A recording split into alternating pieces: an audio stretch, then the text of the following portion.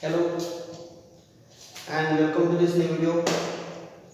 Chapter first, Political Science, Class 10, Working of the Constitution. So this is the introductory video of the lesson. Last time हम लोगों ने बहुत सारी information देखी है, लोकल सेल्फ बॉडीज हो गई, उसके बाद किस टाइप की गवर्नमेंट सिस्टम को हमने अडॉप्ट किया है, ये सारी चीज़ें हम लोगों ने लास्ट ईयर और उसके भी पहले साल, दोनों सालों में हम लोगों ने डिटेल में पढ़ चुके हैं.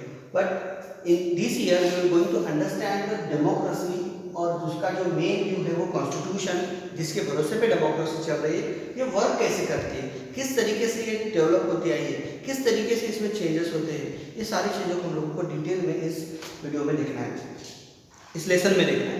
सबसे पहले तो कॉन्स्टिट्यूशन मीन्स क्या है ये समझने की कोशिश करते हैं हम लोग.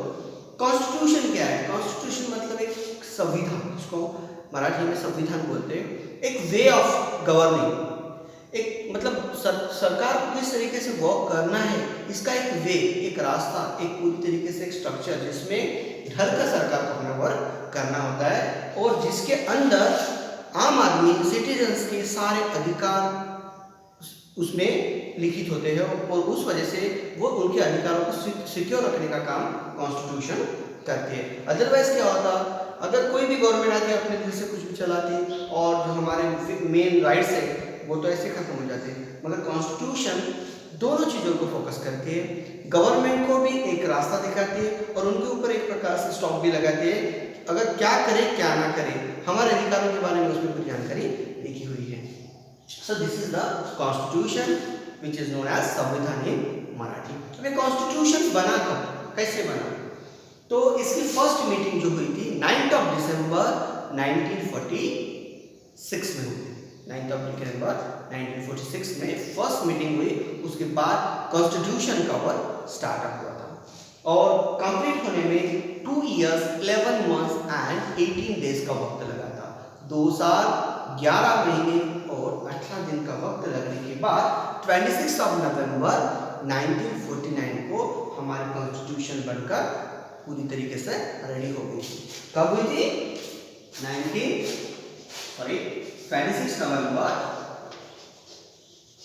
1949 को कॉन्स्टिट्यूशन जब बनी, उसके बाद 26 जनवरी 1950 से अकॉर्डिंग टू द डेमोक्रेसी हमारा इंडियन गवर्नमेंट का वर्क स्टार्ट हुआ था. क्योंकि उसके पहले तो गवर्नमेंट ब्रिटिशों की थी, ब्रिटिश गवर्नमेंट के रूल के हिसाब से इंडिया चल रहा था. 1947 में इंडिया को फ्रीडम मिली. उसके बाद फ्रीडम मिलने के कुछ पहले ही ब्रिटिश गवर्नमेंट ने हमारे उस समय के जो लीडर्स थे उनको बता दिया था कि आने वाले कुछ दिनों में हम आपको फ्रीडम देने वाले हैं, उसके लिए आपको एक पॉलिटिकल स्ट्रक्चर आपके पास होना चाहिए जिसके हिसाब से आप चल सकते हो. जिस तरीके की कॉन्स्टिट्यूशन है, जिस तरीके का वे हम लोग आज यूज कर रहे हैं लोकशाही डेमोक्रेटिक वे से, इससे ऑलरेडी इंडियन पीपल फैमिलियर थे, क्योंकि कुछ ऐसे ही तरीके की डेमोक्रेसी ब्रिटेन में भी है और उससे हम लोग फैमिलियर होने की वजह से इंडिया ने भी उसी वे को अडॉप्ट किया और उसके चलते हमारे कॉन्स्टिट्यूशन का वर्क स्टार्ट हुआ था. इसमें मेजर रोल जो निभाया था डॉक्टर बाबा साहब अम्बेडकर ने निभाया था.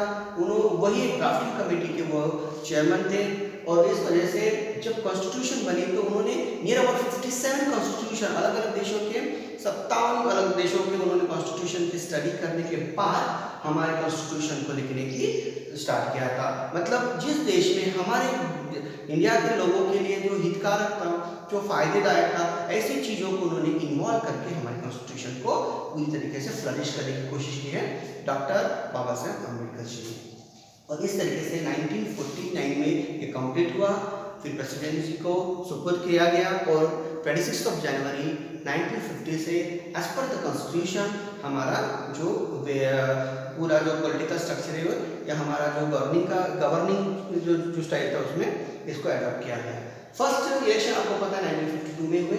उसके हिसाब से फिर बाद में कॉन्स्टिट्यूशन में जो है जिस तरीके से अधिकार है उस तरीके से हमको चल रहे थे, हम लोग आज तक चलते आए हैं. अब कॉन्स्टिट्यूशन में होता क्या है? कॉन्स्टिट्यूशन मतलब जिसमें आम आदमी के सारे अधिकारों के बारे में और कर्तव्यों के बारे में लिखित स्वरूप में प्रेजेंट है. कोई भी आदमी किसी भी आदमी के ऊपर अत्याचार नहीं कर सकता, क्योंकि ऐसे रूल्स एंड रेगुलेशंस उसमें ऑलरेडी मेंशन है। हमको बहुत सारे जिसको हम लोग राइट्स बोल सकते हैं, फंडामेंटल राइट्स है, ये सारे फंडामेंटल राइट्स उसी कॉन्स्टिट्यूशन में मेंशन है। आज हम लोग जब यहाँ से वहाँ कहीं पर भी इंडिया का आदमी ऑल इंडिया में कहीं पर भी घूम सकता है विदाउट एनी परमिशन। आपको किसी भी परमिशन की जरूरत नहीं है, आप किसी शहर से किसी और शहर में जा सकते हो। उसके अलावा आपको जो कुछ भी मतलब जिस तरीके का ऑक्यूपेशन आपको अडॉप्ट करें आप कर सकते हो। जिस तरीके से पहले हुआ करता था कि नहीं आपको यही ऑक्यूपेशन करना पड़ेगा, आपको इसी फील्ड में जाना पड़ेगा, ये एक प्रकार से बंधन हुआ करता था। मगर कॉन्स्टिट्यूशन के चलते ये सारे बंधन हट चुके हैं और आज हम लोग एक फ्री लाइफ जी रहे हैं। हमको जो बनना है हम बन सकते हैं, जहाँ जाना है हम जा सकते हैं, हमको जो करना है हम लोग कर सकते हैं with the help of constitution, because constitution already given us such kind of rights which is known as a fundamental rights। तो ये है कॉन्स्टिट्यूशन।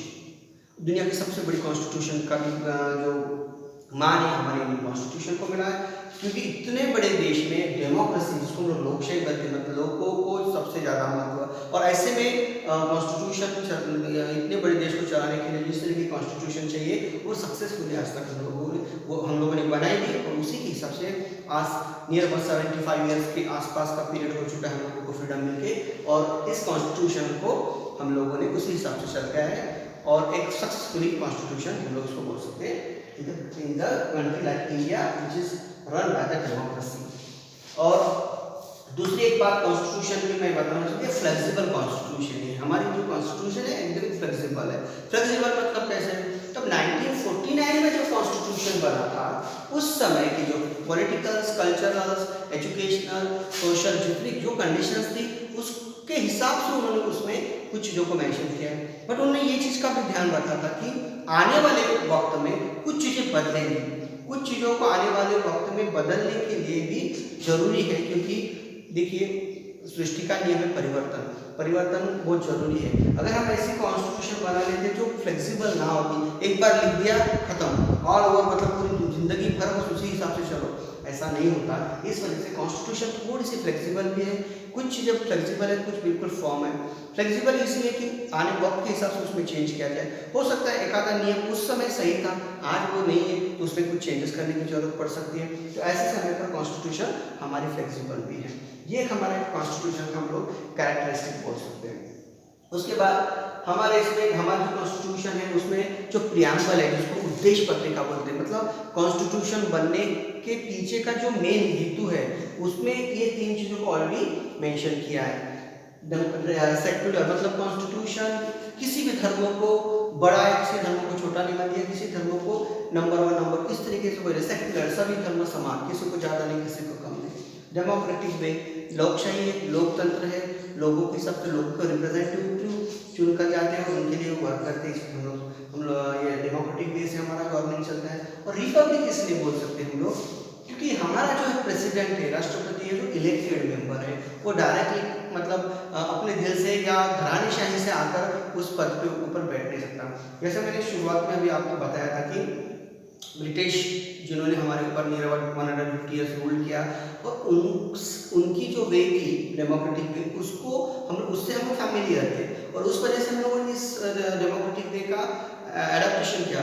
बट कुछ चीज़ों को हम लोगों ने छोड़ दिया। जिस तरीके से रिपब्लिक, यहाँ का जो हेड है वो इलेक्टेड है, मगर ब्रिटिश में उस तरीके से नहीं होता है, क्योंकि वहाँ आप देखते हो कि जो क्वीन है वो एक राजघराने में से आती है, क्वीन किंग जो भी है, कि क्योंकि उसी घराने से लोग आते हैं और वो प्रेसिडेंट बनते हैं, वहाँ के राष्ट्रपति बनते हैं या क्वीन बनते हैं। वैसा कंडीशन आपको इंडिया में नहीं दिखेगी, इस वजह से हम इसको रिपब्लिक कह सकते हैं।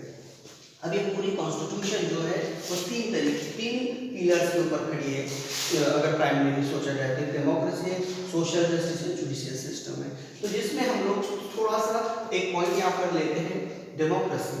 डेमोक्रेसी मतलब लोकशाही, लोगों को पूरी तरीके से कोई भी देश में स्वतंत्र मिलता है। अब इंडिया वर्ल्ड में सेकंड रैंक पर आने वाला country as per the population. अब पूरी की पूरी जनता तो सरकार में इन्वॉल्व नहीं हो सकती, ऐसे कंडीशंस में उनके रिप्रेजेंटेटिव जो हैं वो चुनकर दिया जाते हैं पब्लिक की तरफ से, और वही हमारे लिए जो सही है ऐसे निर्णय असेंबली में बैठकर लेते हैं।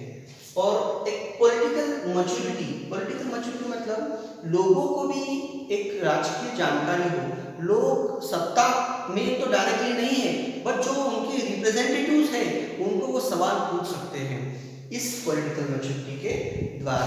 हर 5 साल के बाद इलेक्शंस होता है और उस 5 साल के इलेक्शन में एक प्रकार से जो आम आदमी है, जो लोग, जो सामान्य जनता जिसको हम बोलते हैं, वो इनडायरेक्टली चुनाव इसमें इन्वॉल्व होती है और इसी को यही एक डेमोक्रेसी का एक क्या है, हम इसको कैरेक्टरिस्टिक बोलते हैं पॉलिटिकल मैच्योरिटी।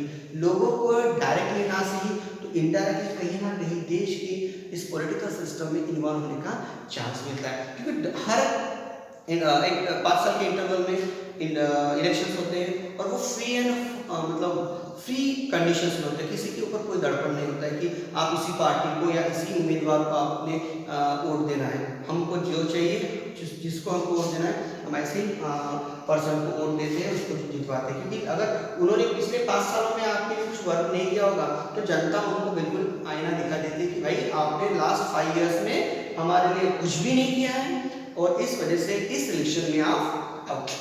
इस तरीके से पॉलिटिकल मैच्योरिटी जो है वो डेमोक्रेसी में आती है। इसमें और भी 1-2 पॉइंट्स है, हम लोग नेक्स्ट वीडियो में देखेंगे। ये एक इंट्रोडक्टरी वीडियो था जिसमें मैंने आपको कॉन्स्टिट्यूशन क्या है, कॉन्स्टिट्यूशन कैसे बनी और कॉन्स्टिट्यूशन किन चीज़ों के ऊपर फॉर्म है, किन चीज़ों से चल रही है, इसके बारे में थोड़ी डिटेल में जानकारी दी है। अब जैसे एक पॉइंट को मैं देते जाऊँगा, जैसे डेमोक्रेसी है, डेमोक्रेसी का पहला पॉइंट पॉलिटिकल मैच्योरिटी मैंने अभी एक्सप्लेन किया है। उसके बाद इसमें 1-2 और पॉइंट आना है, फिर सोशल जस्टिस है, जुडिशियल सिस्टम है, इनके बारे में हम लोग डिटेल में जानकारी लेंगे, but in the next video. Till then good bye.